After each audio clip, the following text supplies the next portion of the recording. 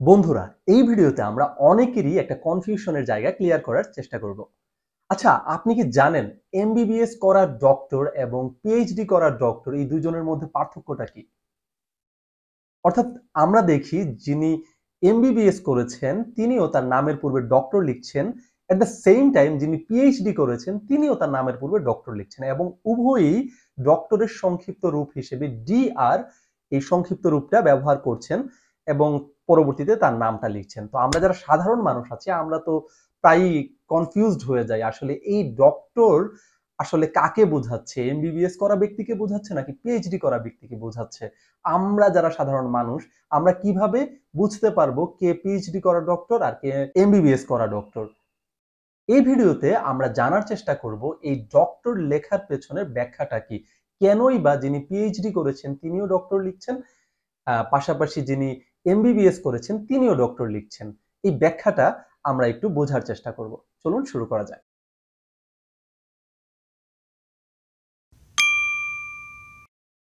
চলুন জেনে নেই ডক্টর ডিগ্রিটা আসলে কি। ডক্টর ডিগ্রিটা হচ্ছে একটি সর্বোচ্চ ডিগ্রি যেটা বিশ্ববিদ্যালয় তার স্টুডেন্টকে কোনো একটা অনন্য সাধারণ গবেষণা কাজের স্বীকৃতি হিসেবে প্রদান করে থাকে।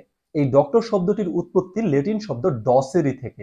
এই ডসেরি শব্দটির অর্থ হচ্ছে to instruct, to teach or to point out. সেদিক থেকে চিন্তা করলে ডক্টর বলতে সাধারণত যারা টিচ করেন বা ইনস্ট্রাক্ট করেন তাদেরকে নির্দেশ করে।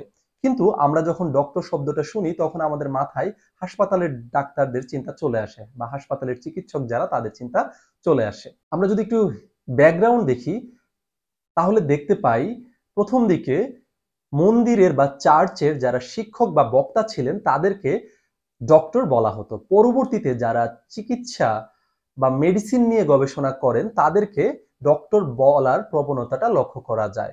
তাদেরকে ডক্টর বলা হতো কারণ তারা রোগীদেরকে বিভিন্ন বিষয়ে ইনস্ট্রাক্ট করতেন বা বিভিন্ন বিষয়ে স্বাস্থ্য সচেতনতা তৈরি করতেন, কি করণীয় কি বর্জনীয় এ সকল বিষয়ে তারা রোগীদেরকে অবগত করতেন।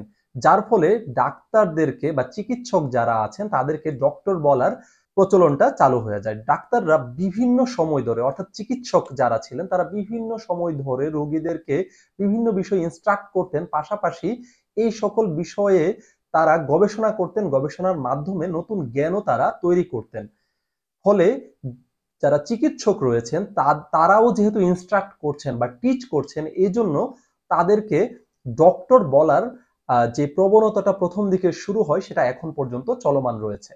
এখন যদি আমরা আরো সহজ করে বা আরো সংক্ষিপ্ত ভাবে বলতে চাই তাহলে জিনিসটা হচ্ছে এরকম, যারা এমবিবিএস করছেন করে যারা ডক্টর লিখছেন তারা যেটা করছেন তারা হচ্ছে বিদ্যমান জ্ঞানের আলোকে মানুষকে চিকিৎসা সেবা দিচ্ছেন, অর্থাৎ মানুষকে স্বাস্থ্য সম্পর্কিত করণীয় বর্জনীয় সম্পর্কে মানুষকে জানাচ্ছেন। আর অন্যদিকে যারা হচ্ছেন পিএইচডি ডিগ্রিধারী, যারা পিএইচডি ডিগ্রি করছেন তারা যেটা করছেন বিদ্যমান জ্ঞান বিশ্লেষণের মাধ্যমে তারা নতুন জ্ঞান তৈরি করছেন। এই যে তারা নতুন জ্ঞান সৃজন করছেন সেটার স্বীকৃতি স্বরূপ বিশ্ববিদ্যালয় তাদেরকে ডক্টর ডিগ্রিটা প্রদান করছেন। ফলে যারা চিকিৎসক রয়েছেন তারাও ডক্টর ডিগ্রিটা ব্যবহার করছেন, অর্থাৎ তাদের নামের আগে ডক্টর কথাটি ব্যবহার করছেন। পাশাপাশি যারা পিএইচডি ডিগ্রিধারী তারাও তাদের নামের পূর্বে এই ডক্টর শব্দটি ব্যবহার করছেন। এখন প্রশ্ন হলো আমরা কিভাবে বুঝতে পারবো বা পার্থক্যটা আমরা কিভাবে করব যে কেউ যখন তার নামের পূর্বে ডক্টর লিখবেন সেটা দেখে আমরা কিভাবে বুঝতে পারবো যে ইনি পিএইচডি ডিগ্রিধারী নাকি ইনি এমবিবিএস ডিগ্রিধারী ডক্টর। তো এইটা বোঝার কোনো উপায় আছে কিনা? যদি আমি সহজভাবে একদম সাদামাটাভাবে বলে দিই তাহলে হচ্ছে এটা বোঝার কোনো উপায় নেই।